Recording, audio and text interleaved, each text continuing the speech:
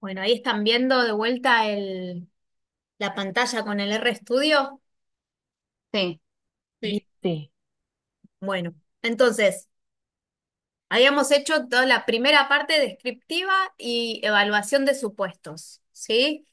Todo esto eh,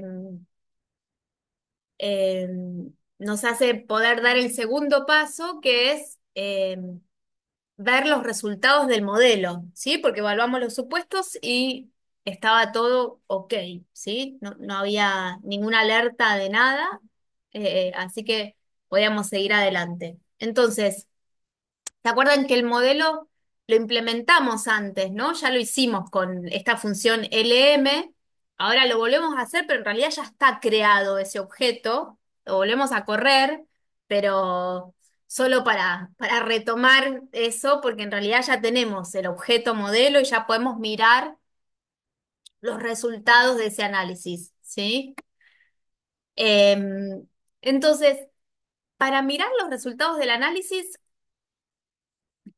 tenemos la función, en este caso que es un modelo con dos variables explicativas cualitativas, eh, lo que la principal forma de ver cómo se representan los resultados de ese análisis va a ser con la función ANOVA, ¿sí? Porque esa función es la que nos va a permitir ver bueno, primero, ¿qué pasó con la interacción? Que es lo primero que tenemos que evaluar, ¿sí? Si hubo o no hubo una interacción significativa entre los factores y en el caso de que no hubiera una interacción significativa, poder ver la significancia de las pruebas sobre los efectos principales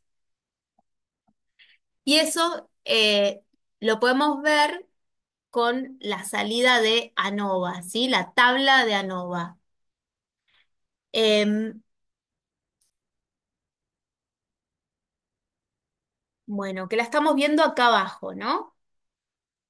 Y acá abajo, ¿se acuerdan, no? Y seguro que lo repasaron hoy con Adri, la tabla de ANOVA en la que nos aparecen los grados de libertad, ¿sí? Nos aparece cada uno de los factores, densidad, provincia, la interacción y los residuos, los grados de libertad y las sumas de cuadrados, los cuadrados medios, el estadístico F y por último el valor P, ¿sí? Para cada una de las pruebas de hipótesis que estamos haciendo cuando corremos este modelo, ¿sí?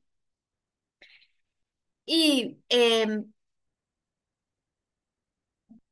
lo primero que hay que mirar cuando tenemos un modelo como este, en el que tenemos dos variables que están interactuando, es la interacción, ¿sí? Porque dependiendo de cómo de la interacción, son los caminos a seguir para seguir evaluando los resultados, ¿sí? Y entonces la interacción está en esta tercera línea, ¿no? Densidad, dos puntos provincia. ¿Y qué estamos viendo acá con este valor P de 0,002, casi 0,03?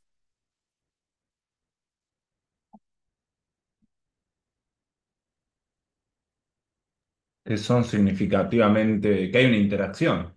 Bien, que hay una interacción significativa, ¿sí? Acá recordemos que la hipótesis nula es que no hay interacción, ¿sí? La hipótesis nula es escrita en formato parámetros. La hipótesis nula es, esperen que vuelvo un toquecito a, creo que era acá.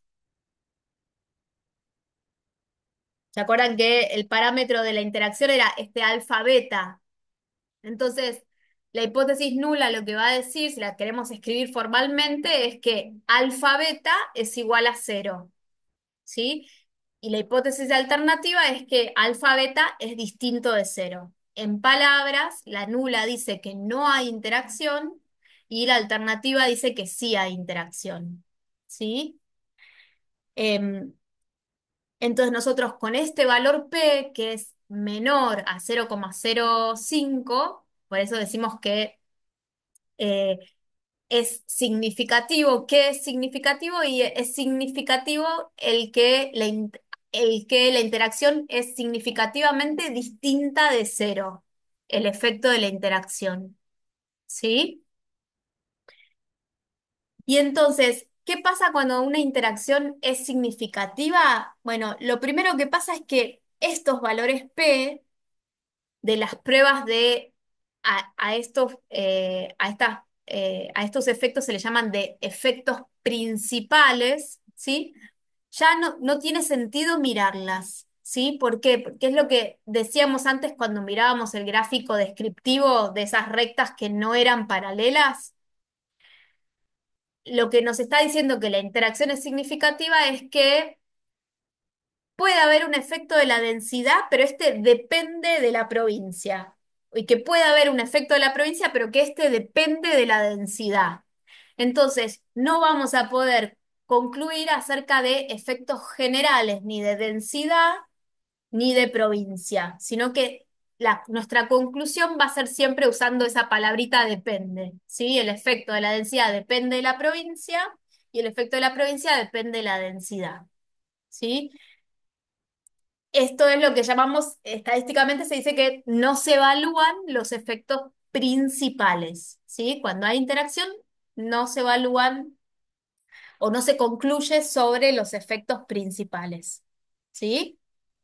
Y si no encontrás interacción, sí te tenés que quedar con los efectos principales. Bien, supónganse, perfecto, supónganse que esta interacción hubiera sido, el valor P hubiera sido mayor a 0,05.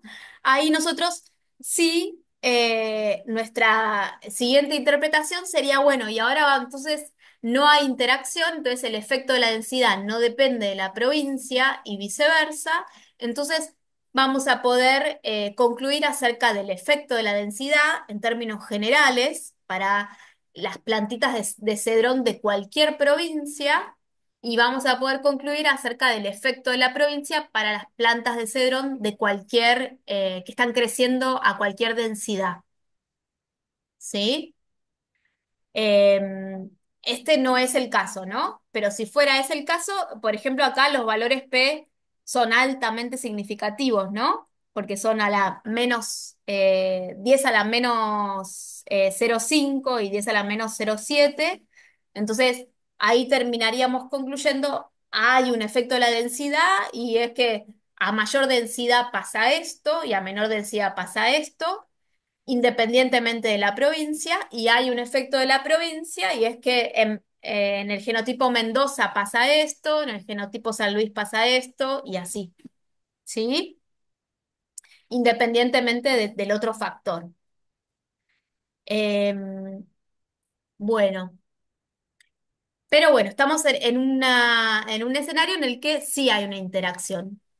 Y bueno, y acá con la interacción significativa, em, para seguir adelante hay que tomar un par de decisiones y es importante siempre tener claro que no es que se puede hacer todo. Yo ahora les vamos a mostrar varios caminos a tomar y lo correcto es optar por alguno de ellos dependiendo del objetivo que tengamos, ¿sí? En nuestro ensayo. Nosotros, para poder como abordar estos caminos, imaginándonos escenarios distintos, lo que hicimos en este problema es decir, bueno, supónganse que el objetivo del ensayo hubiera sido este, supónganse que el objetivo del ensayo hubiera sido este otro, y vemos las mejores opciones de comparaciones a posteriori, porque eso es lo que vamos a tener que hacer ahora, ¿sí? Con la interacción significativa tenemos que hacer comparaciones a posteriori y lo que tenemos que elegir es el mejor método para hacerlas, ¿sí? Esa elección depende del objetivo del ensayo. Entonces, Acá, bueno, acá en el escrito ustedes tienen explicado qué pasa con interacción no significativa, qué pasa con interacción significativa. Lo paso porque recién es lo que acabamos de discutir. Y estamos en el caso de que ocurre interacción significativa y entonces los dos grandes caminos van a ser uno que seguro que conocen y que deben haber hecho montones de veces, que es las comparaciones múltiples de interacción. Acá le falta el múltiple. ¿Sí? Agréguenselo. Las comparaciones múltiples de interacción. ¿Sí? ¿En qué consisten las comparaciones múltiples de interacción? Que lo que vamos a hacer es comparar las medias de todos los pares de medias de los 6 tratamientos, todas contra todas, ¿sí? Sin elegir. ¿Está bien? Vamos a hacer todas esas comparaciones. ¿Qué tiene de bueno este método? Y que comparamos todo contra todo, entonces podemos armar un ranking de la mejor combinación, la segunda mejor, la tercera mejor, podemos armar así un ranking de todas contra todas, pero lo que tiene de no tan bueno es que em,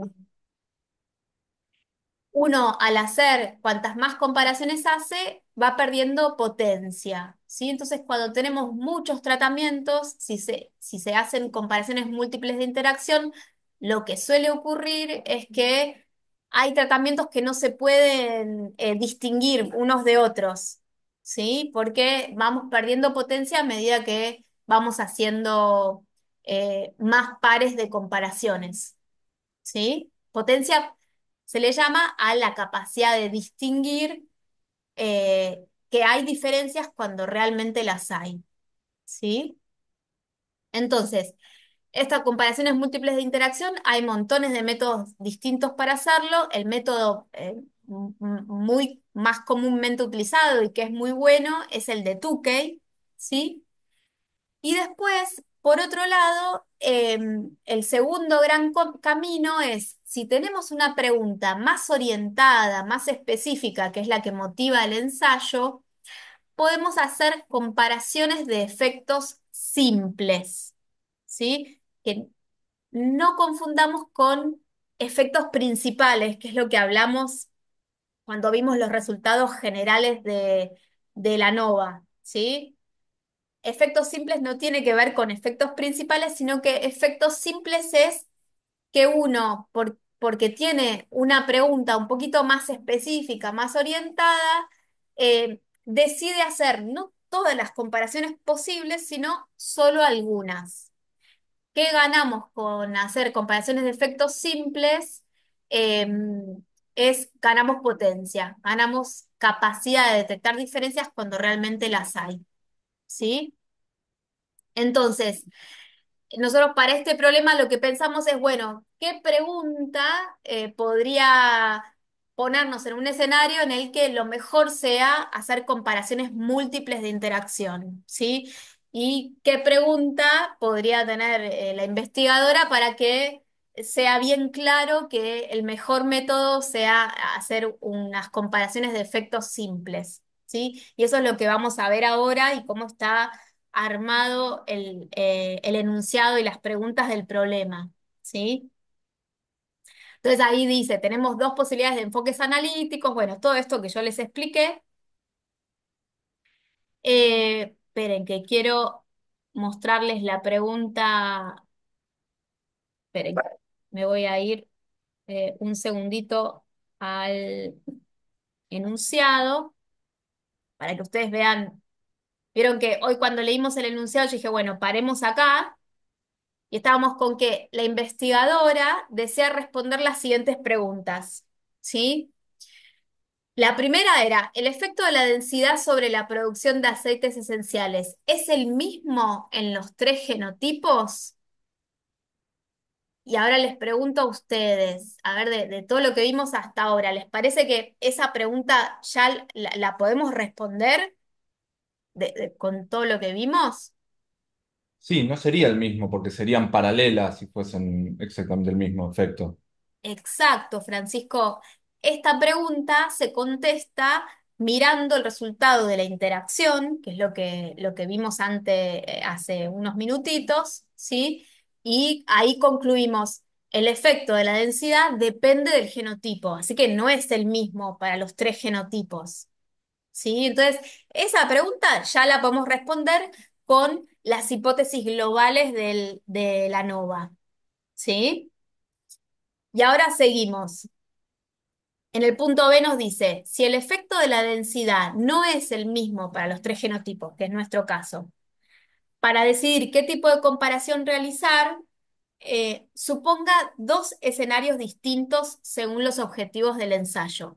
¿Sí? Entonces, ahora vamos a ver los dos escenarios y a ver qué, les voy a preguntar a ustedes de acuerdo a lo que recién les comenté de los métodos de comparaciones múltiples de interacción y los métodos de comparaciones de efectos simples, ¿para dónde les parece que irían según el escenario? ¿Sí? Entonces, un primer escenario es que se desea iniciar una producción comercial eligiendo la combinación de genotipo y densidad que rinda más.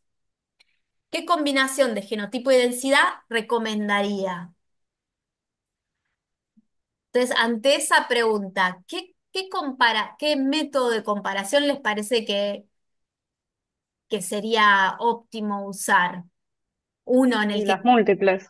Los múltiples. Eso, exacto, ¿sí se entiende? Si necesitamos elegir la mejor combinación, no nos queda otra que comparar todos contra todos, ¿sí? Porque tenemos que armar ese ranking, ¿sí? Puede ser que como hacemos todos contra todos y perdemos un poco de potencia, en realidad no tengamos el mejor, sino que tengamos quizás dos mejores, porque no los podemos distinguir. Eso puede pasar. Pero bueno, lo importante es entender esto que es, bueno, ahí no nos queda otra que hacer, comparar todo contra todo, ¿sí? Y en el segundo escenario nos dice, se desea trabajar con baja densidad, ¿sí? Ahí ya nos están orientando, ¿qué genotipo le recomendaría para maximizar la producción de aceites esenciales? Entonces ahí, ¿qué compararían contra qué? ¿Sí? Les dicen, quieren trabajar con baja densidad y a baja densidad elegir el mejor genotipo. Y haces efecto simple y te paras en baja densidad y te fijas qué genotipo es el mejor en ese factor. Bien, entonces ahí nos vamos para las comparaciones de efectos simples que consisten en esto, que yo antes no lo expliqué, ¿no? Pero es esto que dice Vanessa, es, nos paramos, miramos solo, es como que miramos solo la fila de baja densidad con sus tres medias, ¿sí? La media de San Luis, Mendoza y Buenos Aires. Y lo que vamos a hacer es comparar a esas tres medias, ¿sí? Mendoza contra San Luis, Mendoza contra Buenos Aires y Buenos Aires contra San Luis para elegir la mejor, pero solo a baja densidad, ¿sí? Entonces solo vamos a hacer esas comparaciones, ¿sí? Esto lo que nos va a dar es una mejor potencia para cumplir con este objetivo que es trabajar a baja densidad y elegir la que mejor, la que más aceite produce, ¿sí? El genotipo que más aceite produce. Entonces, Mm, ahora lo vamos a em, hacer. te hago una consulta. Sí, sí. Si, por ejemplo, hacemos la comparación de múltiple interacción y que nos dicen, bueno, los dos mejores son Mendoza y San Luis en alta concentración ahí, alta densidad. Sí. Después ahí podemos enfocarnos solamente en eso de alta densidad y hacer una simple para tener más potencia y... No. No, no, no se puede, pero no se puede porque justamente como el tema con esto es que uno lo tiene que elegir de acuerdo a su objetivo. Y cuando uno va aumentando la cantidad de comparaciones que hace, en realidad está, vieron que perdón, los métodos de comparaciones lo que hacen es controlar el error global, ¿sí? Que es el error de tipo uno que es el rechazar H0, o sea, decir que algo es significativo cuando en realidad no lo es, ¿sí? O encontrar una diferencia cuando en realidad no la hay, ¿sí? Cuando uno hace comparaciones múltiples de interacción, está controlando ese error global. Cuando uno hace efectos simples, solo efectos simples, está controlando ese error global. Ahora, cuando hacemos todo, todos los métodos, todos cruzamos para un lado, para el otro y así, no estamos controlando ese error global. Entonces, el valor P con el que estamos usando para decidir si rechazar, si rechazamos o no, si esto es diferente o no de lo otro, no es un valor P real. ¿Sí? Válido. Eh, por eso es importante tomar la decisión en base al objetivo y bueno, y quedarte con eso. Bueno, si querés comparar todo contra todo, para tener mejor potencia, en un siguiente ensayo tenés que aumentar las réplicas, por ejemplo. ¿Sí? Pero bueno, es clave eso, que en esta metodología es importante definirse por un camino o por otro y bueno, y ser consistente con eso. Bueno, entonces, ahora, ¿cómo lo hacemos en el R? En el R, lo que vamos a usar, el paquete que estamos usando para hacer las comparaciones es el paquete MEANS, ¿sí? Que MEANS es de means, de medias, ¿sí? El M, no sé, no sé ahora pensar de qué viene, pero este es un paquete que vamos a usar un montón para todo lo que es eso, las comparaciones a posteriori. Y lo que estamos haciendo con este comando, que dice, ahí dice options, es estamos seteando cómo queremos que nos muestre esas comparaciones, los resultados de esas comparaciones, ¿sí? Y está bueno setearlas así, de esta manera, porque a veces nos pone información de más que no nos sirve y que incluso nos puede llevar a confundirnos, y a veces nos pone información de menos, ¿sí? Em, entonces, ahí le decimos, miren, ahora les muestro, corro eso y les muestro unas comparaciones. Acá estamos haciendo las primeras comparaciones, que son las todas contra todas, para elegir esa combinación mejor, es la mejor combinación. Ven que le decimos modelo, que es nuestro modelo, pairwise, o sea, todos los pares de comparaciones, y le decimos hace todos los pares de comparaciones de densidad por provincia, ¿sí? Por default usa el método de Tukey, pero podríamos modificarle el método, ¿sí? Corremos, ya creamos el objeto que son esas comparaciones y ahora se las pedimos. Y ahora cuando se las pedimos nos la va a mostrar en el formato este que yo les decía que seteamos antes con el comando de opciones. Y en ese comando lo que le pedimos es que nos muestre una primer tablita, que es esta, MANS, MINS, una primer tablita con la media de cada tratamiento, ¿sí? Su error estándar, los grados de libertad y el intervalo de confianza para la media de cada uno de esos tratamientos, ¿sí? Y recién abajo, o sea, hasta ahora no tenemos mucha información acerca de las comparaciones. Recién abajo nos aparecen todas las comparaciones, todas las medias contra todas, que ahora yo voy a agrandar más esto a ver si sale todo entero. Bueno, no sale todo entero, a ver si achico la letra y ahí sale tampoco. Pero bueno, esta es una tablita que va toda entera, ¿sí? Y para cada comparación, para cada contraste, la tablita de contrastes, nos da el estimador, que el estimador es la diferencia de medias, ¿sí? El estimador de esa comparación es esa diferencia de medias. Que, por ejemplo, acá que es una planta BA menos 5 plantas BA, sería 1 menos 1,32, ¿sí? Y ahí nos aparece que da menos 0,316, ¿sí? Tiene un poco más de decimales, por eso no es menos 0,32. Después está el error estándar de esa diferencia de medias, los grados de libertad y el intervalo de confianza para esa diferencia de medias. ¿Sí? Que acá está bueno recordar algo eh, en este punto, que es si una diferencia de medias es significativa, el intervalo de confianza para esa diferencia de medias, ¿qué valor no tiene que contener? El cero. El cero, bien, Joaquín. ¿Sí? Porque acuérdense que con el intervalo de confianza lo que estamos diciendo es a nivel poblacional, la concentración media sin competencia de Buenos Aires de aceite de cedrón respecto de la con competencia es en tiene un valor promedio de entre menos 0,6 y menos 0,05, ¿sí?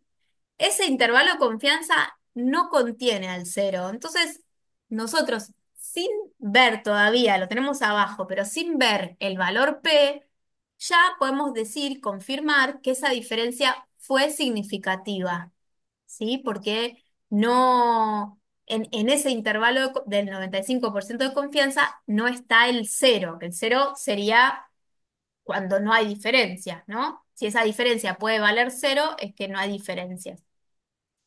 Y acá abajo, nos quedó abajo, pero de vuelta, esto es toda una tabla horizontal, está el valor P para esa comparación, ¿sí? Que efectivamente es menor a 0,05.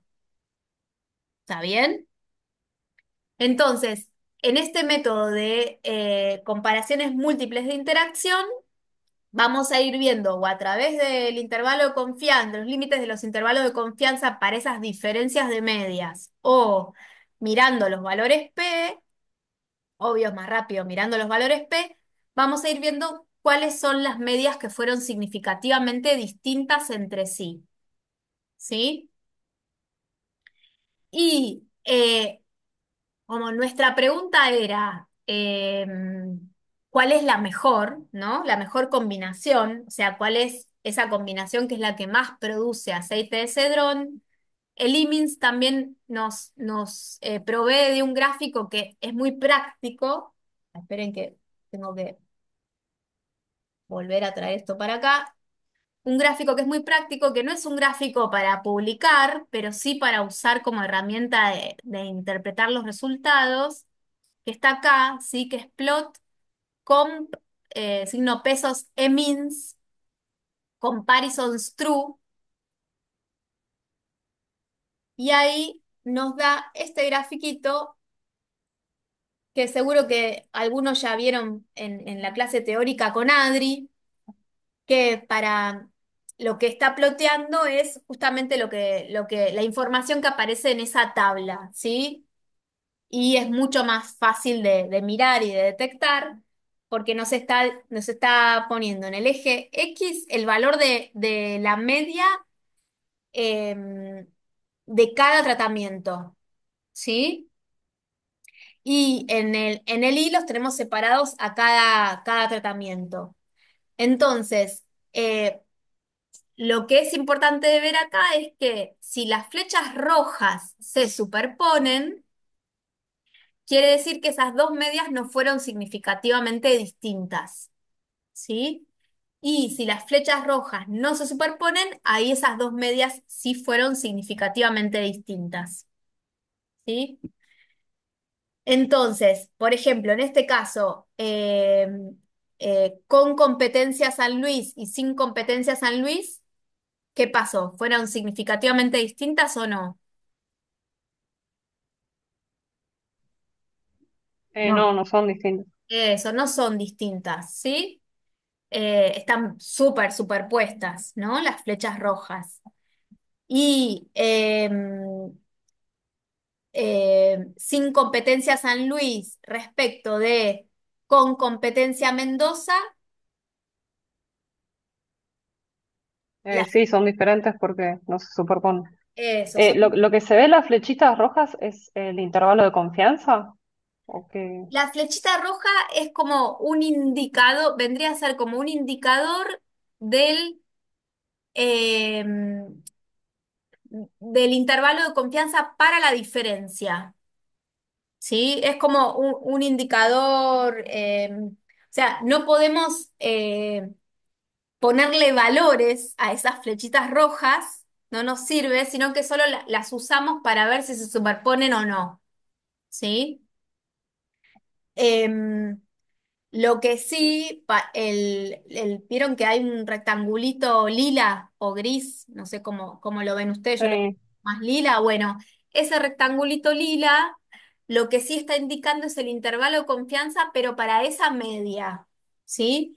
La flecha roja es la que nos habla de la comparación, ¿sí? Ah, ahí va. O sea, en azulcito, en grisecito estaría el intervalo de confianza y las flechitas rojas serían un indicador del intervalo de confianza de la diferencia. Exacto, exacto, Ok. ¿sí? Ahí puedo agregar una cosita. Sí, Acuérdense, porque acá también hay una idea errónea, que es ver si los intervalos de confianza para las medias se superponen, entonces quiere decir que no hay diferencia, y si no se superponen, quiere decir que hay diferencia. Y eso no es correcto porque hay ejemplos donde tal vez hay superposición de lo que serían las barras grises acá azuladas, y sin embargo las diferencias son estadísticamente significativas. Para saber si hay diferencias entre dos medias, lo que hay que mirar es el intervalo de confianza para la diferencia de medias. Y eso no Claro, se las puede rojitas. graficar acá. Claro, Ah, pero si ok. yo quiero hacer un intervalo de confianza para diferencia de medias, no tendría forma, porque sería algo que vincula, o sea, a la resta de un rombo con respecto a otro rombo. ¿Se entiende? Entonces en este gráfico no iría. Lo que hicieron los creadores de este paquete es hacer como una aproximación, no, no es una aproximación porque el dato es exacto, pero una visualización de esa diferencia de medias con las flechas rojas. Eso sí muestra diferencia de medias, entonces sí es lo que decía Ade, de que ustedes sí pueden mirar si las flechas rojas entre dos medias tienen, entre dos grupos tienen superposición, eso va a indicar que el intervalo de confianza contiene al cero y por lo tanto no hay diferencias entre esos grupos. En cambio, si Genial. no hay superposición de flechas rojas, entonces ahí las diferencias son estadísticamente significativas, el intervalo de confianza para la diferencia no contiene al cero y podemos decir, bueno, esto de que en este caso la producción de aceite es significativamente superior en un grupo con respecto a otro.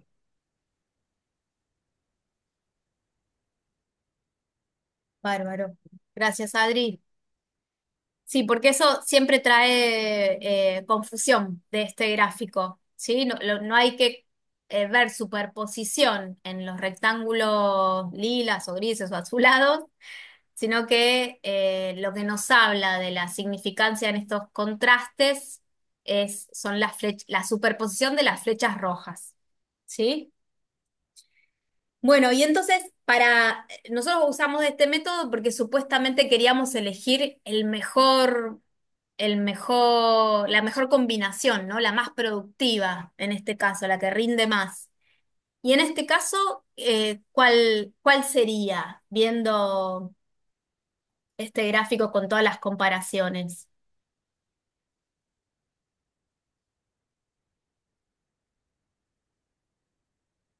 La que tiene alta densidad, o sea, la que está de 5 plantitas y está en MZA, que no me acuerdo Mendoza. de qué localidad era. Mendoza. Perfecto, sí, porque acuérdense que, las que tienen valores medios más altos están más a la derecha, porque el valor medio de concentración de aceite está sobre el eje X, ¿sí? Entonces, la media con competencia Mendoza fue significativamente distinta de todas las otras, ¿sí? Significativamente distinta y mayor, ¿sí? ¿Está bien? Y después, bueno, tenemos una claramente perdedora. ¿Cuál es la claramente combinación perdedora? Una planta Buenos Aires. Eso, una planta de Buenos Aires es claramente la que menos rinde, así que con fines productivistas no vamos a elegir esa combinación de niveles.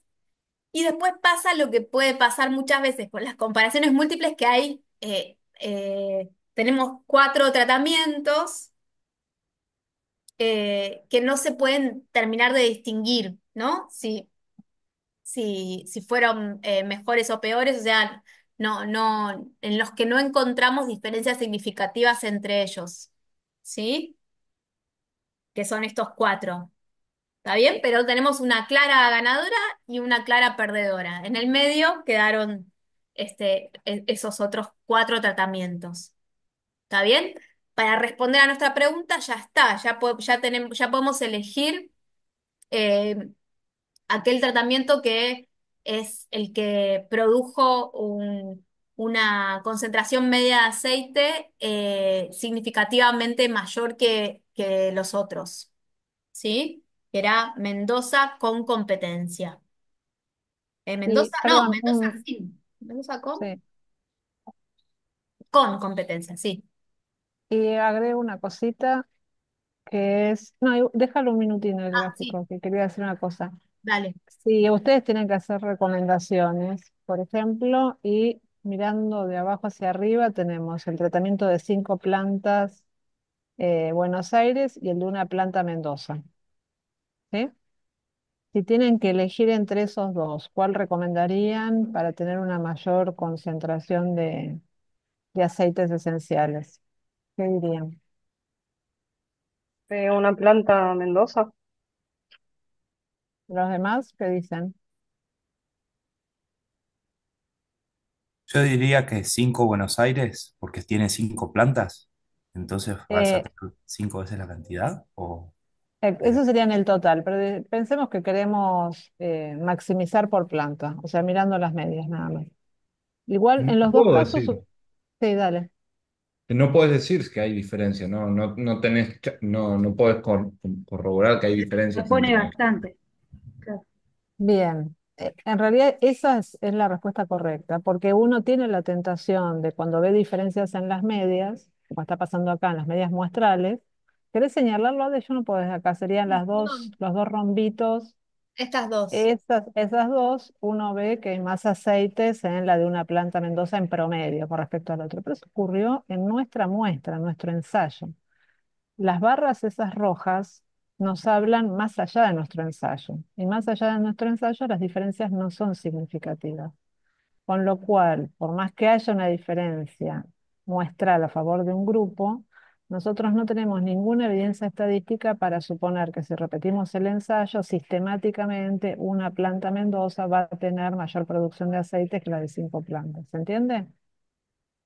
Eso es fundamental para que se entienda qué es lo que hacemos cuando buscamos diferencias significativas. Es evidencia más allá de nuestro ensayo para poder generalizar sobre el proceso en general, no sobre estas 30 plantas en particular.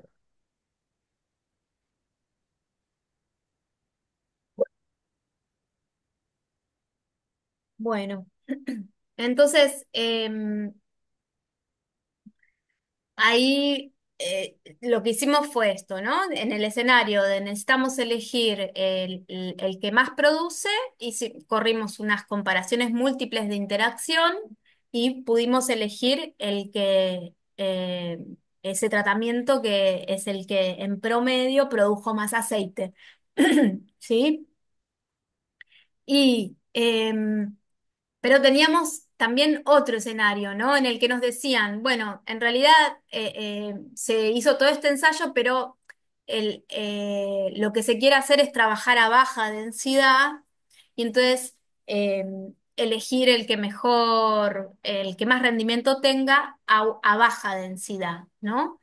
Entonces, en ese caso, sería bastante claro que lo mejor sería no hacer estas comparaciones múltiples de interacción, sino hacer unas comparaciones de efectos simples, ¿sí? En el que nos paramos en el nivel de baja densidad, que es el que nos interesa, y comparamos las provincias, ¿sí? Y entonces, acá, esperen, tenemos acá. Comparaciones de efectos simples, estamos en la línea 185 que se hacen dentro de cada nivel de uno de los factores, comparo los niveles del otro. ¿Sí? Entonces ahora, en realidad, no es que nos paramos sobre el nivel de baja densidad, pero en realidad lo que hacemos es nos paramos sobre los niveles de densidad y comparamos los genotipos. ¿Sí? Y esto lo vamos a poder hacer para baja densidad y para alta densidad también. Vamos a tener esa comparación. ¿Sí? ¿Y eso cómo se hace? Bueno, fíjense, el argumento es un poquito distinto, seguimos con la función emins, pero ahora le decimos que haga comparaciones de a pares, parándonos sobre densidad y comparando, ven acá está la barrita esta vertical, comparando dentro de densidad entre provincias, ¿sí? Fíjense que antes lo que le dijimos es hacer todo contra todo, densidad por provincia, y ahora le decimos parate en cada nivel de densidad y compará entre provincias, ¿sí? Y esto lo corremos, nos tira la misma tablita, pero va a ser una tablita mucho más corta, ¿no? En la que nos muestra, fíjense, en este efecto simple nos muestra por provincia la media a baja y alta densidad, ¿sí? Buenos Aires, Mendoza y San Luis, y abajo nos pone los contrastes, que son las comparaciones que hacemos van a ser muchas menos, ¿no? Van a ser, esperen, Mendoza, San Luis, tenemos acá las comparaciones. Para Buenos Aires nos compara sin competencia y con competencia, ¿sí? Acá nos pone de vuelta el intervalo de confianza y el valor P. Para San Luis lo mismo. Ay, me bajé, perdón. Para Buenos Aires, esto lo hace para Mendoza y para San Luis. ¿Sí? Y va comparando con competencia y sin competencia. Ven que son apenas tres comparaciones que hace a nivel baja densidad. Perdón, tres comparaciones. Ay, no, esperen, perdón. Estamos haciendo el efecto simple, este es el otro, perdón. Teníamos que ir al efecto A. Eh, Recién lo que les mostré y lo que está acá en el script es el efecto simple si nosotros lo que quisiéramos es, supónganse, la pregunta fuera, quiero elegir para cada genotipo con qué densidad trabajar, ¿sí? Para esa pregunta, correríamos este efecto simple en el que lo que obtenemos es justamente eso. Para cada provincia, obtenemos con qué densidad es mejor trabajar, ¿sí? O si es mejor trabajar con alguna de las densidades. Pero para la pregunta que teníamos en la guía de TP, que era si yo quisiera solo trabajar con baja densidad y necesito elegir con qué genotipo me conviene trabajar, sería este otro efecto simple, que es el efecto simple provincia, ahora sí, porque lo que vamos a comparar son las provincias adentro de cada nivel de densidad y le decimos, y le decimos, parate en la densidad y compárame por provincia. ¿Sí? Entonces,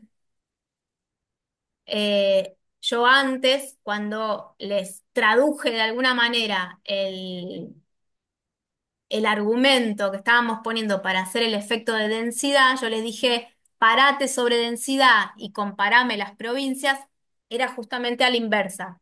¿Sí? Cuando corrimos este efecto simple, lo que hizo fue separó en cada provincia y lo que comparó fue la densidad.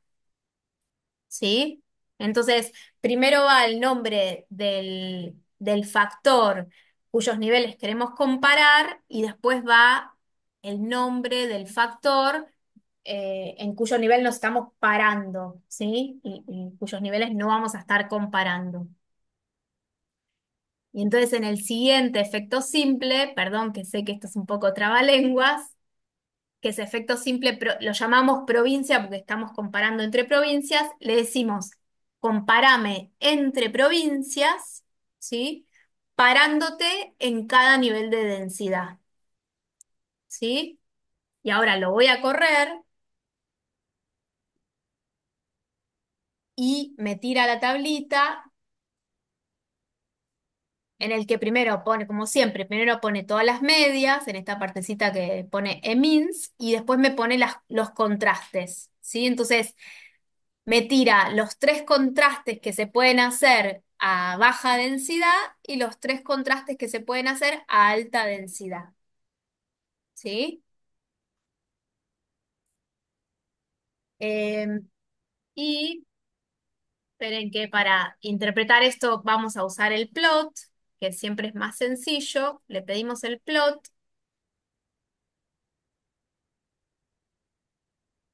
Y el plot de este efecto simple, fíjense las diferencias con el de comparaciones múltiples, lo que hace es divide en dos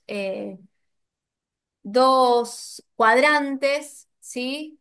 Eh, y acá nos pone densidad una planta, es decir, acá van a estar las comparaciones hechas entre medias para baja competencia y acá abajo están las comparaciones hechas para alta competencia, pero eh, no están hechas ni se puede interpretar de este gráfico las comparaciones entre un panel y otro, ¿sí? Entre el panel de arriba y el panel de abajo. Entonces, siguiendo el objetivo que era, bueno, queremos trabajar con baja densidad, que es el panel de arriba, les pregunto a ustedes qué recomendarían, qué genotipo recomendarían usar en baja densidad.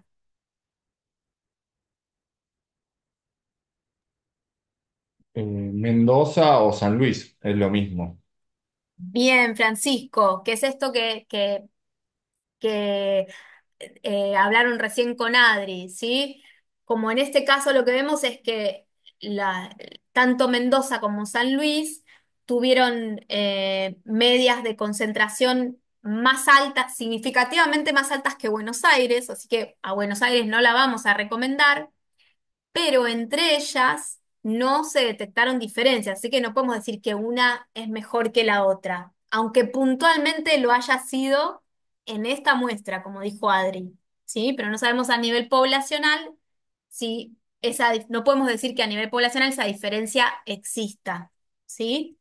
Entonces, la recomendación en este caso va a ser tanto trabajar como con San Luis como con Mendoza, porque las dos producen en promedio similares valores de concentración de aceite. ¿Sí? Te hago una consulta, Sí, porque en el programa decían que ellos querían trabajar a baja densidad. sí, Así que la densidad alta básicamente no nos importa mucho la parte de abajo del gráfico. ¿Y sí. sería lo mismo o sería mejor como de hacer otra tabla, otro dato solamente con densidad baja y hacer una comparación simple ahí adentro de esta tabla o es exactamente lo mismo? Vos decís elegir un método de comparación que solo, ya que queremos trabajar con baja densidad, un método de comparación que solo compare esas tres medias, porque no queremos Sí, gastar, ¿no?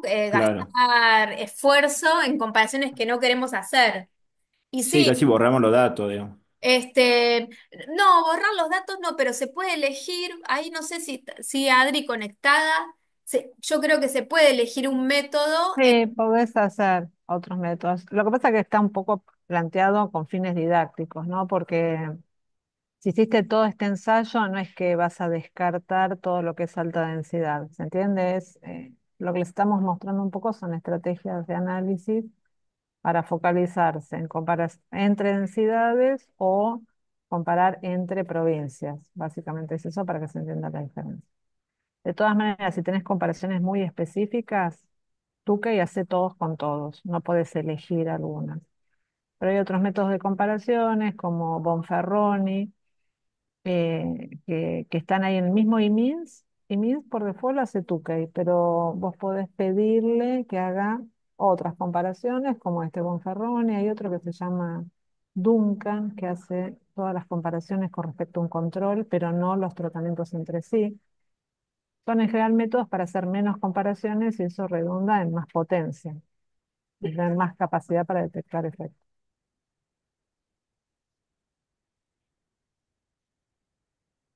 Bueno, entonces, recuerden esto que dijo Adri, que es con fines didácticos, ¿no? Se armaron estos dos escenarios como para que recorramos estos métodos y entendamos sus diferencias y ventajas y desventajas, y que nada, que hay que decidirse por uno u otro, ¿no? Eh, Bueno, y entonces, acá está todo esto que acabamos de correr, los efectos simples. Y por último, para mostrar estos resultados, estos gráficos que acabamos de ver son operativos, ¿no? Nos ayudan a tomar decisiones, a interpretar, pero los gráficos de Lemmings no son algo para presentar, sino que al final lo que vamos a querer presentar como resultado final de nuestro análisis es un gráfico con los valores predichos, con intervalos de confianza, o sea, con alguna medida de variabilidad. Y esto lo vamos a poder hacer, bueno, hay montones de gráficos, ¿no? Que se pueden hacer, pero acá tienen un modelo hecho con el ggPredict, eh, de un gráfico final. Esperen en el que la clave de este gráfico final es que eh, es importante hacerlo con los valores predichos por el modelo y no con los valores obtenidos en la descriptiva, ¿sí? Y que muestre, en este caso, valores medios, pero también alguna medida de variabilidad, ¿sí? En este caso creo que está mostrando los intervalos de confianza para cada media. Em,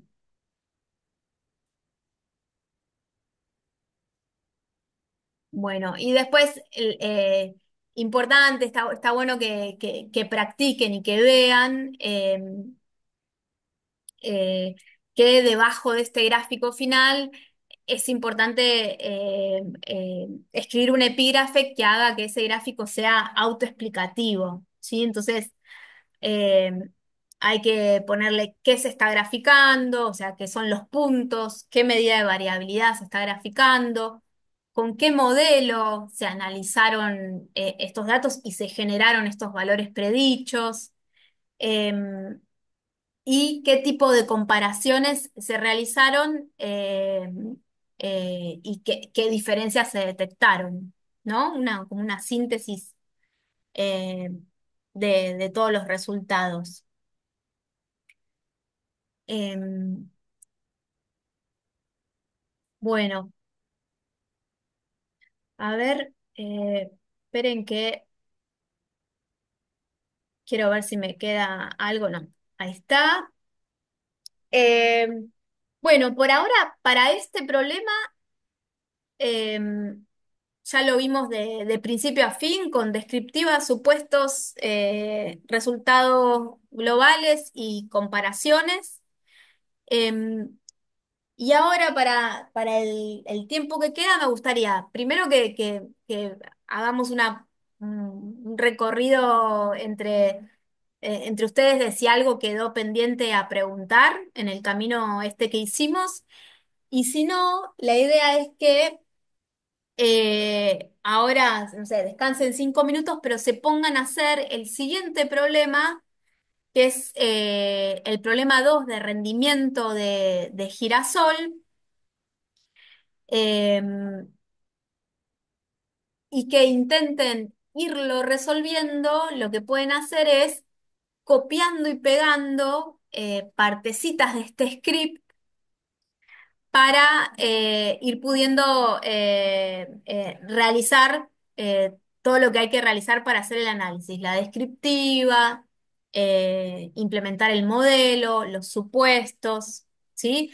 el método va a ser siempre copiar y pegar de un script o agarrar un script ya hecho y irlo editando, adaptándolo al enunciado y a la base de datos con la que querramos trabajar, ¿sí? Pero bueno, antes de pasar a eso, les quiero preguntar si quedó algo que es necesario aclarar. Yo tengo una duda medio tonta. Esto que decías que el gráfico hay que hacerlo con los valores predichos por el modelo y no con Sí, los observados. sí. Eh, ¿Tenés que poner los dos gráficos o los valores observados ya no importan? O sea, como... Y en general se muestra, lo que está bueno es mostrar directamente los predichos, ¿no? Porque vos eh, eh, de lo que vas a estar queriendo, con lo que vas a estar queriendo concluir o sobre lo que vas a estar queriendo afirmar cosas, no va a ser de tu pequeña muestra de 30 macetas, sino que vas a estar queriendo hablar de qué pasa con estos genotipos de cedrón que están creciendo, que pueden crecer en distintas condiciones. Em, entonces, Tal cual. Y perdón, y agrego, este es un diseño relativamente sencillo, pero después cuando incorporemos variables de efectos aleatorios, desbalanceos, em, con distinta cantidad de repeticiones en cada grupo, mostrar los datos crudos puede hasta distorsionar los verdaderos resultados. Y si ustedes ajustaron un modelo, probaron que los supuestos del modelo son bastante razonables en función de todo lo que estuvieron probando con la normalidad o con lo que sea, entonces tienen evidencias para sostener que este modelo es una representación razonable del proceso que están estudiando. Entonces, en función de eso, un modelo sólido, van a presentar las estimaciones de ese modelo, no los datos crudos. Hay bastante que trabajar ahí porque muchas veces los revisores tienen los datos crudos y no estarán distorsionando, pero hay que tener claro que si el modelo es un modelo sólido en cuanto al estudio de los supuestos sobre los que descansa, la mejor manera de representar el fenómeno es a través de las predicciones del modelo. Y es muy fácil, ahí les mostró Ade con el comando ese ggpredict. Hay otros también y salen gráficos muy lindos de este estilo. Genial, gracias. em, bueno, ¿alguna otra pregunta? ¿Algo que quieran que revisemos? Yo Yo te hago cuando, una pregunta. Dale. ¿Viste cuando probamos por primera vez el modelo? Usamos el ANOVA para ver si teníamos interacción o no, ¿no? Y ahí modificar si la sacábamos o no. Ahora, la Espera, espera, espera, espera. información que... Perdón, Sí, ahí te corrijo. Ahora te dejo terminar la pregunta, pero te corrijo. bien. Este es un diseño Sí. experimental, entonces, en el que se asignaron los tratamientos y se cruzaron las dos variables explicativas. Entonces, si la interacción hubiera dado no significativa, no se saca del modelo, ¿sí? Solo que no se analiza no se hacen comparaciones de interacción, sino que se hacen las comparaciones que se necesiten hacer acerca de los efectos principales. Pero en este caso, que es un ensayo, un diseño experimental manipulativo, no se saca la interacción del modelo. Si fuera un estudio observacional, ahí sí, y ustedes lo van a ver en los siguientes TPs, que en estudios observacionales en los que hay variables cruzadas, las interacciones pueden ponerse o sacarse de acuerdo a si existen o no, ¿sí? Pero acá como es un ensayo manipulativo, no, la interacción va a permanecer en el modelo, todas las estimaciones se hacen con esa interacción en el modelo. Ah, perfecto. Aunque no haya sido significativo, Sí. se deja la interacción. Bien. Ahí me sacaste una duda. Y por otro lado, ¿qué información extraigo del summary? Bien, O solamente me quedo con lo que veo en el ANOVA y ahí continúo, o del summary puedo extraer. mira, el summary en este caso, en el que tenés dos variables explicativas categóricas, dos factores, El summary, ahora lo corro si quieren y vemos lo que es, no te va a aportar información que a vos te sirva, que te complemente en algo. Esperen que ahí lo corro. Esperen, voy a escribir acá summary modelo porque no sé dónde está. Summary modelo. Yo, a propósito, lo salteé porque en este caso no nos brinda mucha más. Ah, lo que creo que sí y que no nos muestra. A ver, miren, esperen, corro también a Nova. Me parece que lo que sí muestra el summary que te puede ser útil para informarlo es el R cuadrado, pero no. Sí, el ANOVA no nos muestra el R cuadrado, el summary sí. ¿Ven? Acá está el R cuadrado. Pero todo esto, toda esta tablita larguísima del summary, em, son coeficientes que para un factorial no nos sirven. Después vamos a ver que esos coeficientes, esos estimates que están acá, sí los vamos a usar y los vamos a mirar y nos van va a ser información relevante cuando tengamos o modelos con variables explicativas cuantitativas o cuando tengamos combinaciones de variables explicativas cuanti y cualitativas. En los factoriales no te aporta info, salvo el R cuadrado. Ahí Adri por ahí quiere decir algo. Sí, es mi campaña para no usar esto.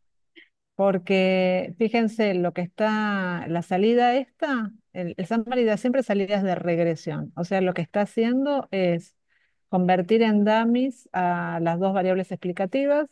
Entonces generó dos dummies para provincia, porque teníamos tres provincias, y generó una dummy para la densidad, y me está mostrando este modelo es equivalente al que corrimos de comparación de medias, pero en formato de regresión.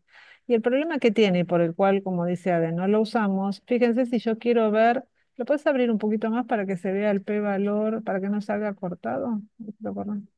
Ahí, ajá. Mirá que me sale cortado igual, no sé por qué. Espera que lo corro otra vez ahí con letra chiquita.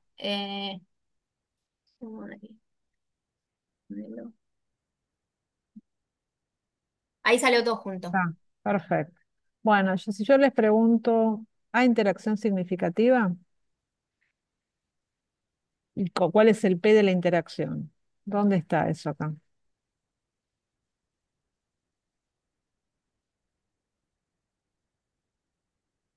No hay nada parecido, ¿no? Al formato de interacción como daba la ANOVA. Fíjense, está ahí arriba, densidad por provincia. Porque lo que hace este formato de summary es hacer comparaciones entre casillas. Son deltas de diferencia de medias de una con respecto a la otra. Entonces, no tenemos una prueba global para interacción acá. Si la interacción es no fuese no significativa, no tendríamos una comparación global para ver si hay un efecto de densidad o si hay un efecto de provincia. Es decir, no nos contestan nuestras preguntas básicas de investigación. Y además, los p-valores, cuando hay más de dos categorías, están subestimados. O sea, tenemos p-valores más chicos de los que deberían ser si hacemos un 2K. Entonces, moraleja. Podemos verlo más detalles si les queda alguna duda de esto, pero digamos, el titular es que si sus variables explicativas son categóricas, son cualitativas, todo es quali, el summary, olvídenlo, no aporta nada, confunde y hasta puede llegar a tener p erróneos. ¿Mm?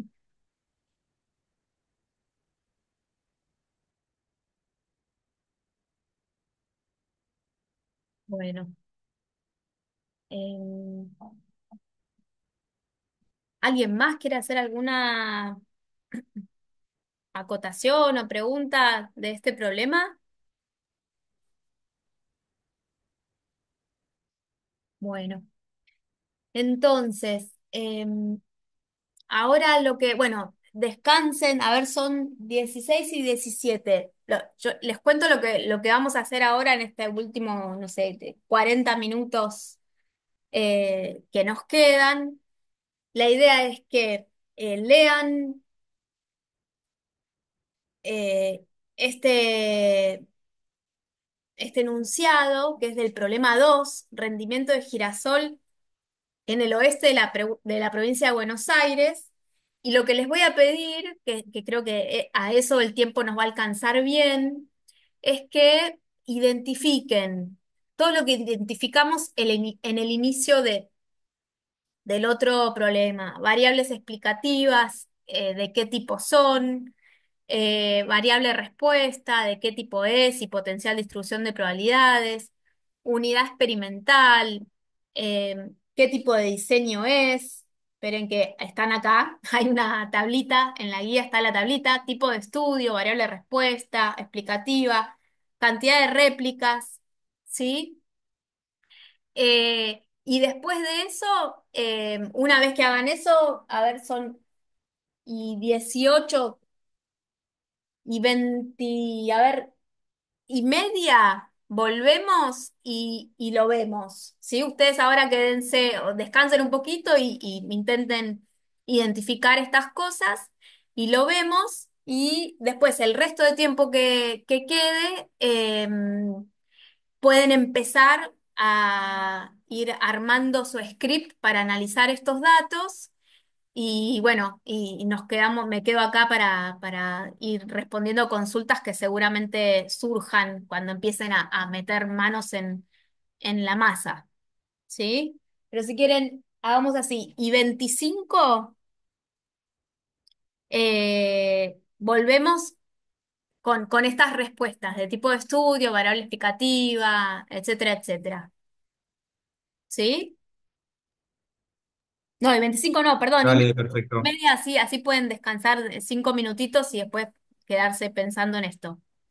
¿Está bien? Vale, gracias. Dale, Vale, buenísimo. Dale. perfecto.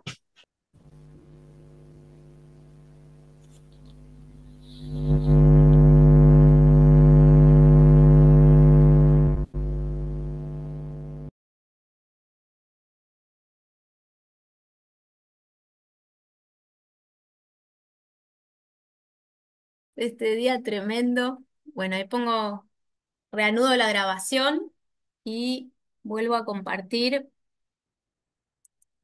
eh,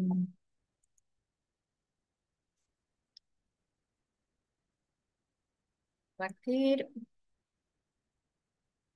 Bueno, entonces vamos a intentar, eh,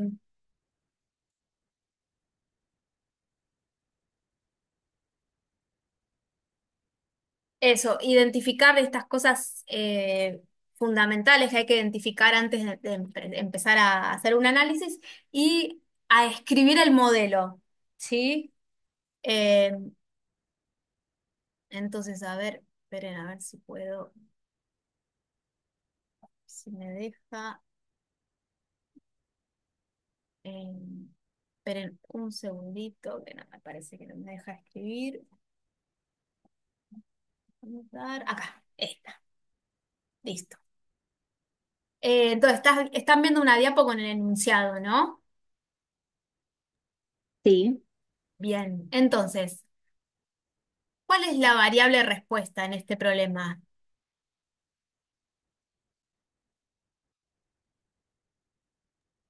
El rendimiento, el ¿no? rendimiento de girasol en kilogramos por hectárea. Eso, rendimiento de un lote de girasol, ¿no? Lote de girasol en unidades de kilogramo por hectárea. Bueno, ¿y cuál es, perdón, esta variable de respuesta de qué potencial de de distribución de probabilidades tiene y por qué? Es continua y puedo asumir normalidad, pero ¿por Bien, qué? perfecto. Entonces podemos pensar que tiene una potencial distribución de probabilidades normal porque es cuantitativa continua, ¿sí? Y ahora, ¿cuántas y cuáles variables explicativas hay?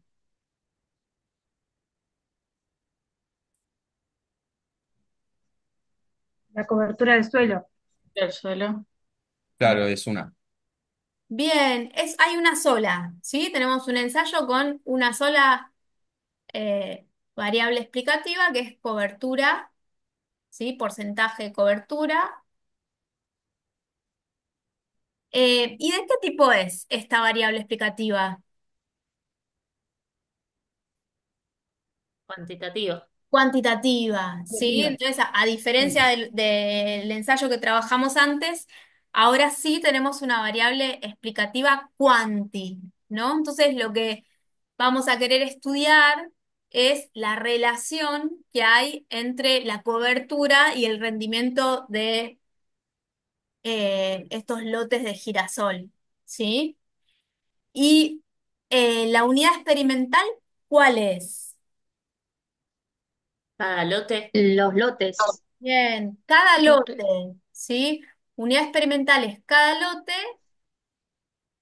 ¿Por qué es cada lote? Porque es la mínima unidad a la que yo le hago las mediciones. A la que yo le aplico el tratamiento, ¿sí? Ojo con identificar la unidad experimental con en dónde hago la medición, porque a veces los lugares donde hago la medición son lugares más chiquitos que la unidad experimental, ¿sí? Sí.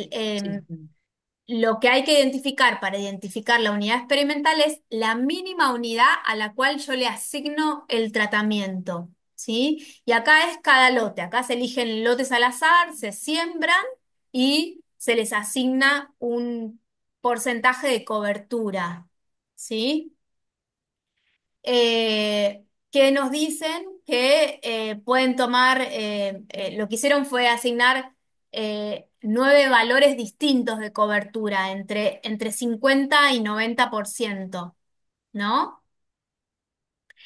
Y perdón, ¿y cuántas réplicas hay? ¿Y de dónde sacamos ese dato? 8, Ocho. porque son cada lote. Son la cantidad de lotes que reciben la misma cobertura. ¿Sí? Entonces tenemos 8 réplicas por tratamiento.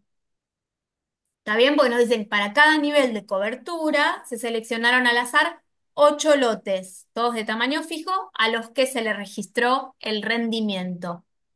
¿Sí? Bueno, entonces, vamos a escribir el modelo, pero ahora antes ya estaba dado, venía dado en la diapo y ahora me gustaría que intentemos que ustedes me lo dicten, ¿sí?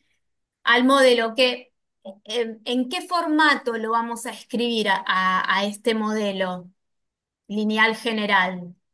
Acuérdense que hay dos formatos, el formato de comparación de medias y el formato de regresión. El de Y ese de regresión. Exacto, acá lo vamos a escribir, acá no tenemos dos opciones, sino que acá tenemos una sola variable cuantitativa, bueno, lo escribimos en formato regresión, ¿sí? Ahora vemos sus parámetros. Entonces, el modelo va a estar dado por una I, que es el valor, va a ser el valor de rendimiento de un lote de girasol. Ahora, después vamos a ver los subíndices. ¿Y cómo sigue? Este valor de rendimiento va a estar explicado por qué en un modelo de regresión. Por un beta cero. Bien, por un beta cero más, Beta 1 por X. bien, beta uno por X, que en este caso los X van a ser valores de qué? De cobertura. Es, Cobertura. esta X van a ser valores de cobertura, ¿sí? Más ¿El error ya? El error. bien, el error aleatorio, ¿sí? Y en los modelos de regresión, en los que no hay, después van a ver ustedes cuando hay factores aleatorios, anidados, en los modelos de regresión así sencillos, tengan la cantidad de variables explicativas que tengan, o sea, acá podemos tener más de una X, ¿sí? Pero, o sea, más términos. Independientemente de eso, van a tener un solo subíndice, ¿sí? I sub I. Y E sub I. Eh, y entonces, I, si esta I sub I es el valor de rendimiento de cada lote, el subíndice I puede tomar valores entre uno y ¿cuánto? El N total de tu estudio. Exacto, el N total, que en este caso es 72, ¿sí? Y bueno, acá está aclarado eso, los valores que puede tomar el subíndice I, y también tenemos que aclarar esto que estaba escrito sintéticamente también en el modelo de Cedrón, que es que los errores aleatorios siguen una distribución normal, son independientes entre sí, ¿sí?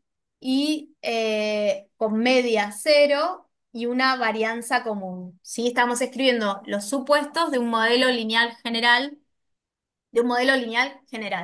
¿sí? Em, bueno, y ahora Perdón, ¿qué significa Te hago- NIP? ¿Puedes IP repetir? es independientes. Las Ah, observaciones son independientes, o sea, la observación, normales e independientes, ¿sería eso? eso, Ok. exacto, normales e independientes. Sí, te hago una consulta, sí, porque para el modelo de la vez pasada, que igual entiendo que era comparación de medias también, sí, usábamos un subíndice para, bueno, uno de los factores explicativos y sí. otro para el número de réplicas. O sea, no usamos como un n total, sino que, bueno, Eh, es lo mismo, ¿no? Teníamos tres subíndices, que era uno que era para los niveles de una de las predictoras, competencia, otro subíndice que era para los niveles de la otra predictora y un tercer subíndice que era para las réplicas. Sí, eso es característico de cómo se escribe y cómo el formato que toman los subíndices en un modelo de comparación de medias y en un modelo de regresión es distinto. Es así, uno lo que identifica con ese subíndice es el número total de unidades experimentales. Perfecto, buenísimo. Gracias. Em, bueno, y lo último que nos resta hacer, así más teórico, para que después puedan pasar a lo práctico, es eh, interpretar eh, estos términos. ¿Sí? Ah, perdón, acá me faltó el subíndice I también en la X, ¿no? Porque esto está identificando a cada lote, ¿no? Entonces acá lo que va a ir es el valor de cobertura del lote tanto, del lote 18, ¿sí? Y lo que es importante identificar es, o definir bien, es qué es este beta cero y qué es este beta uno, ¿sí? En el modelo. ¿Qué vendría a ser ese beta cero? Perdón, sé que es medio desprolijo, pero lo voy a escribir en la misma diapo acá. El beta cero es la ordenada del origen. Sí, matemáticamente, así geométricamente, el beta cero es una ordenada al origen y el beta uno es una pendiente, Ah, pero pendiente. cuando interpretamos estos parámetros, los interpretamos Sería en el términos rendimiento del con cobertura ensayo. cero. Ah, eso fue. Bien, ahí está. Entonces, la ordenada al origen en un modelo de regresión es siempre el valor medio de la variable respuesta cuando la variable explicativa toma valor cero. ¿Sí? En este caso sería el valor medio del rendimiento de girasol, o sea, el promedio de rendimiento de girasol cuando la cobertura es cero, ¿no? En este caso, en este ensayo, la cobertura cero ¿fue analizada? ¿Participó el ensayo ese nivel de cobertura?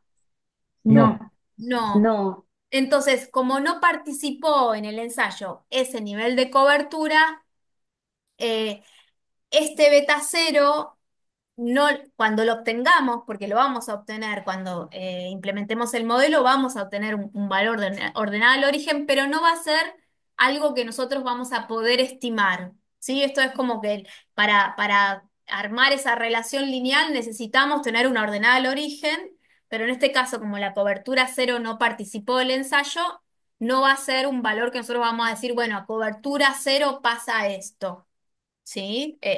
Ocurre este rendimiento medio, ¿está bien? Entonces, en este caso, vamos a poner, esta es la ordenada al origen, que sería eh, promedio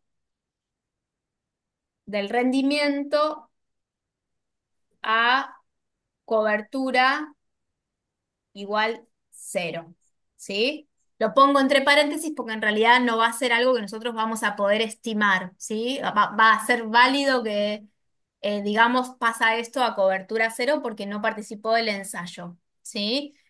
Todo lo que estimemos en cualquier ensayo en el que llevemos adelante un modelo de regresión va a estar limitado por el dominio del modelo, que nos faltó escribirlo acá, el dominio del modelo, que lo que nos dice es entre qué valores de cobertura estamos estudiando, ¿sí? Con este modelo y vamos a poder hacer inferencias sobre ellos. Y es a un valor de cobertura mayor o igual a 50 y un valor de cobertura menor o igual a 90. ¿Sí? Ese es el dominio del modelo y sobre el cual vamos a concluir cuando terminemos de analizar los resultados. Por fuera, ¿qué pasa? A menos de 50 y a más de 90 de cobertura, no vamos a poder hacer inferencias, ¿sí? No vamos a poder concluir nada. Bueno, y el beta uno que ¿Cuánto cambia ahí por cada cambio en X? perfecto, en términos así bien generales, es cuánto cambia I, en realidad es cuánto cambia la media de I, ¿sí? Porque en los modelos de regresión siempre están estimando y hablando sobre valores promedio de la variable respuesta, ¿sí? Entonces nos va a decir por cada incremento unitario de cobertura,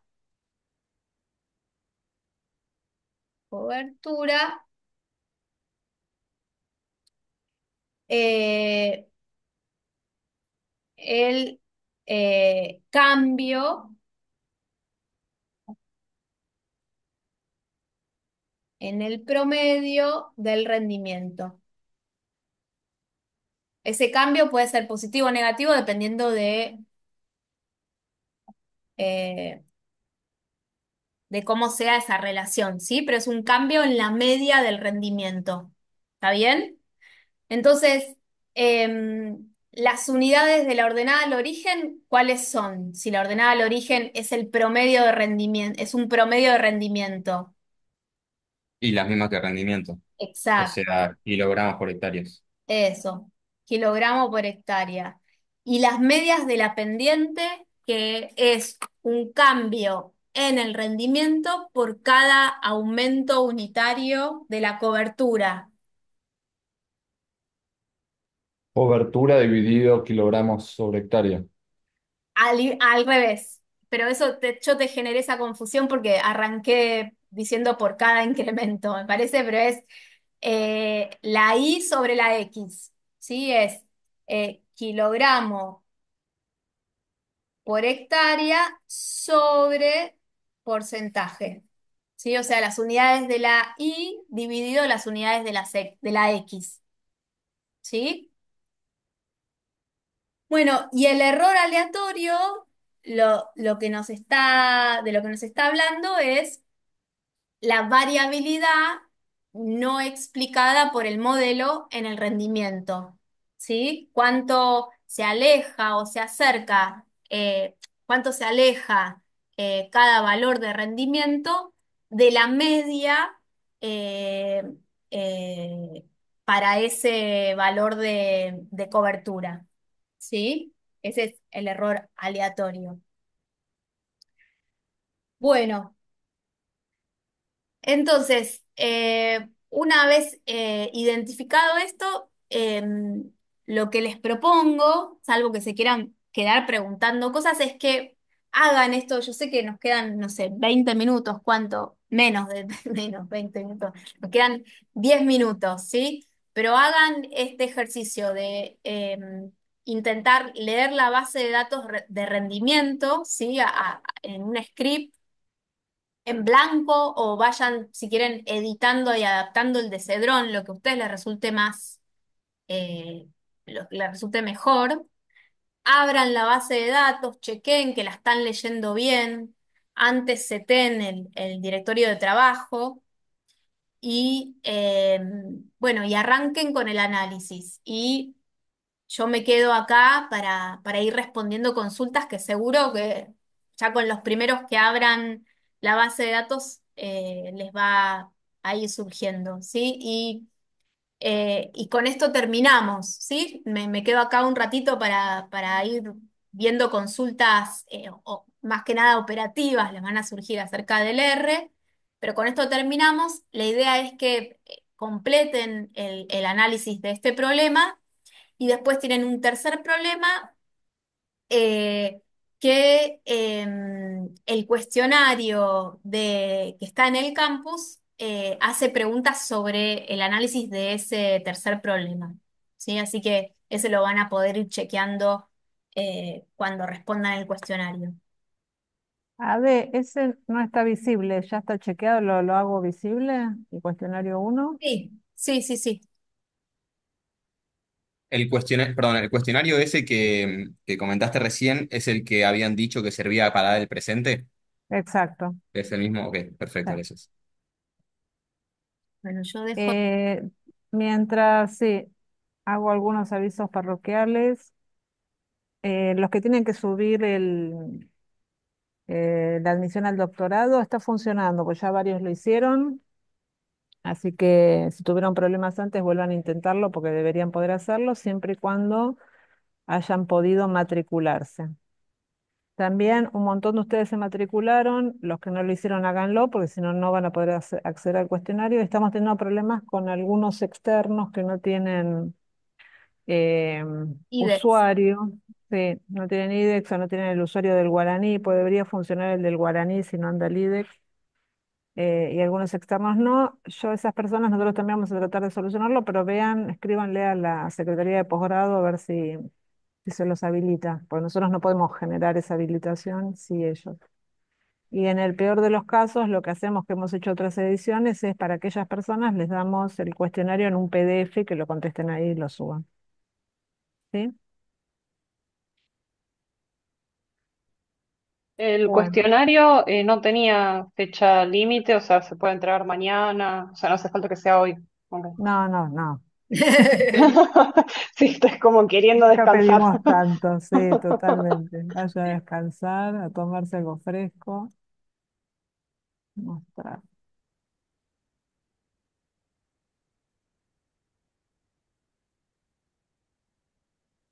Bueno, ahí está. Ahí está habilitado y va a estar abierto hasta el lunes que viene el cuestionario. Se tienen tiempo hasta el lunes que viene para contestarlo. Adriana, ¿sabés que acabo de refrescar la página? Yo soy de las que puede ingresar solo como invitada y